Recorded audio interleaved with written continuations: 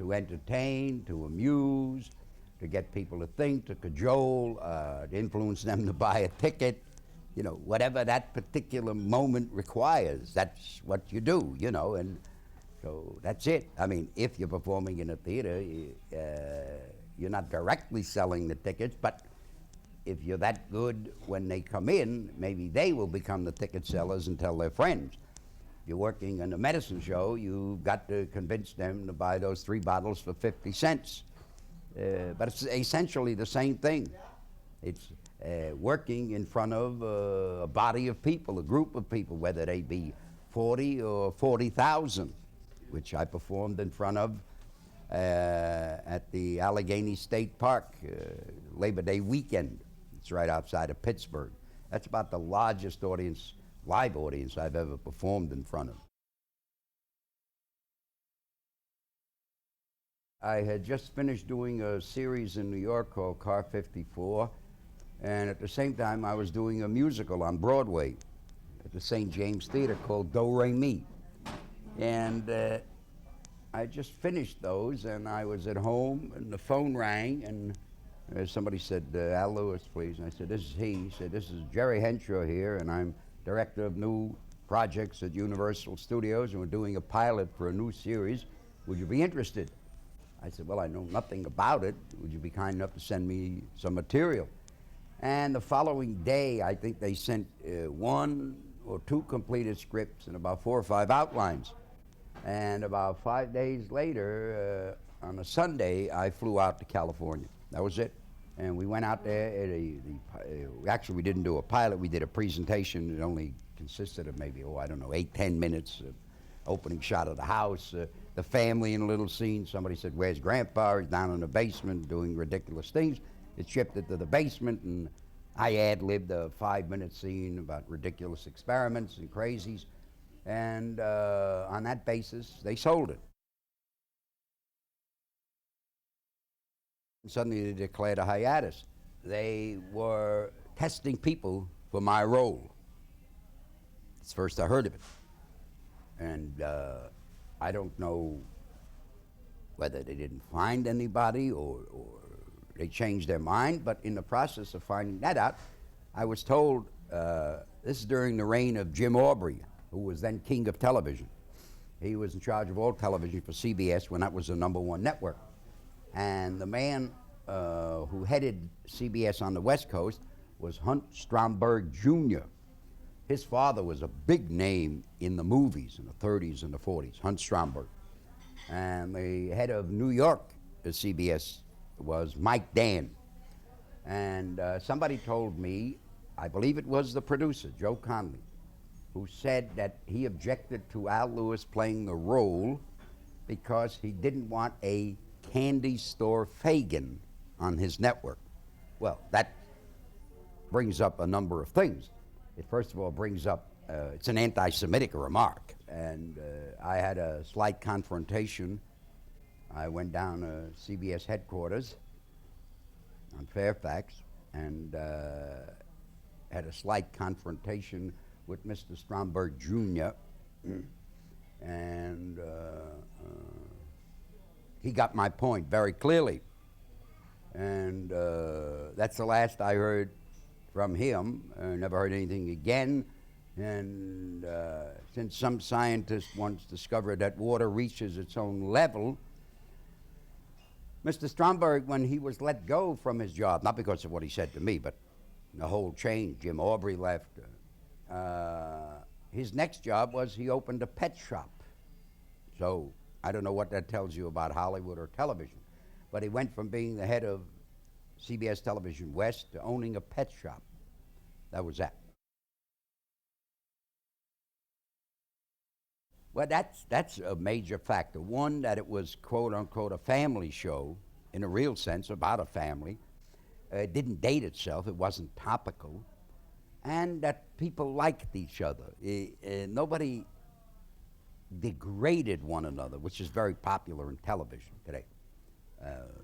Today, in television, people are not castigated. They are denuded of skin and have a little salt and pepper thrown on. So that poses as culture, I don't know. But I don't know. I wouldn't say I never watch television. I am not a big television watcher. I don't find it that interesting. And if I do watch, I get home late at night. I'm the world's fastest clicker. For me, the greatest invention is the clicker. And my attention span to television is probably 12 seconds, you know.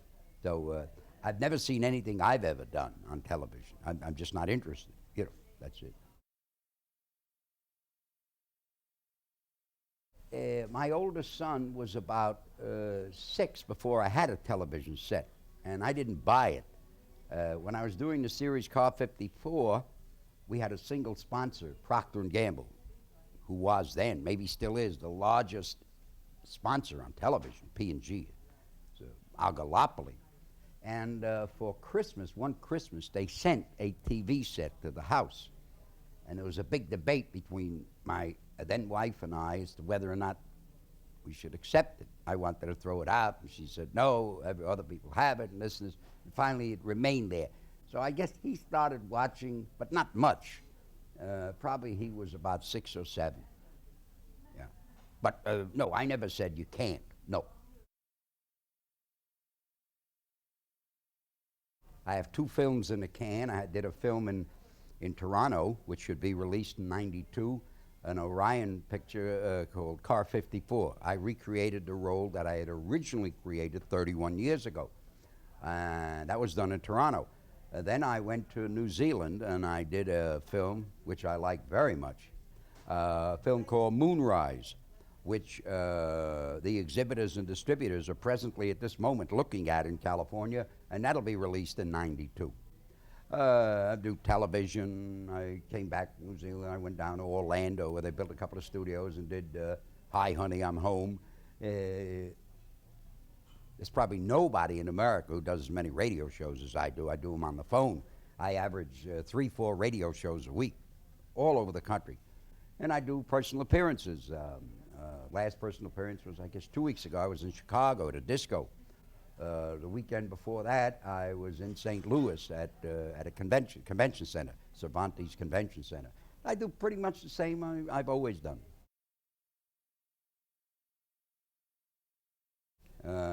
Like we say in the carnival, to attract a tip, get people to buy tickets.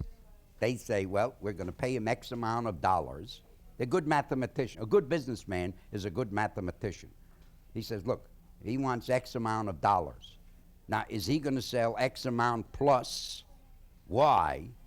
And if he does, we think he does, then we'll pay him. That's it. Businessmen, if they're good mathematicians. I've been put in a peculiar position. I have an enormous young people's audience, and have for 27 years. So I would not do anything that would endanger that audience. Not because I intend to do Grandpa again, I never will. But I have that kind of a following, and I am not going to appear in a brutal, sadistic film. I'm not going to cut people up like in a Texas Chainsaw Massacre. Anything of that would be attached negative to Grandpa. I wouldn't do it. Oh, I've often said I've done 1,000 jobs outside of the business to stay in the business. Well, you got to live, you got to pay rent. Oh, sure.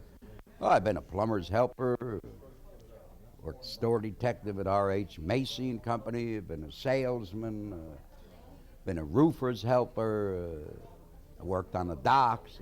Good Lord, I have all kinds of jobs. Worked in the post office. Oh, I've been poor. Of course, that's a relative term. I don't know what that means. You mean like living in a furnished room, room had no windows, a bathroom in the hall, had maybe 30 cents to eat for the day? Oh, sure. Oh, yeah. Oh, I imagine so. Oh, sure. Oh, no question about it. Oh, sure, baseball player. If I was a champion auto racer in the South, I'd be king. Oh, sure, no question about it. Can you give me any instances of how you might be treated differently because of who you are? Oh, I might, let's see. Let me think of the last time I was treated different. Well, people, when they see you, they recognize you. You're more apt to get things done quicker. Oh, sure, Mr. Lewis, come right here. And they'll take care of you instead of being at the end of the line or, those kind of things. Oh, I fought too hard not to be anonymous. No way. No way. No. No. I feel sorry for people who want to be anonymous.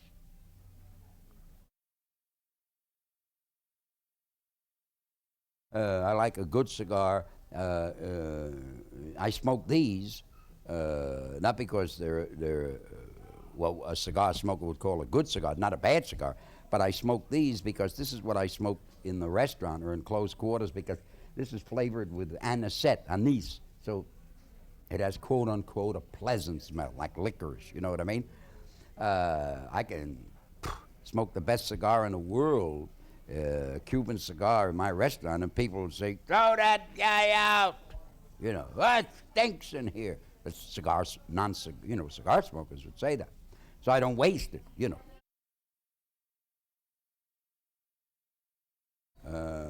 In my opinion, and I know I'll get a lot of flack, but in my opinion, the only genius performer who ever lived and worked in Hollywood was Charles Chaplin. All the rest of us are very, very poor imitators. Very poor. The most creative, prolific. He was a genius. He was a genius, no question about it. Others came close. Buster Keaton, about the closest. Harold Lloyd, somewhat, not as close as Keaton, but in the Holy Trinity. And then there were those who just did specialties, W.C. Fields, specialties. But as far as creativity, Stan Laurel, who came to the United States with Charlie Chaplin, same troupe from England. But he's the only genius that ever worked in Hollywood, as far as in front of the camera. But he was so all-encompassing. He wrote it, he produced it, he directed it, he wrote the music to it, and was what I would call a mutant, a freak.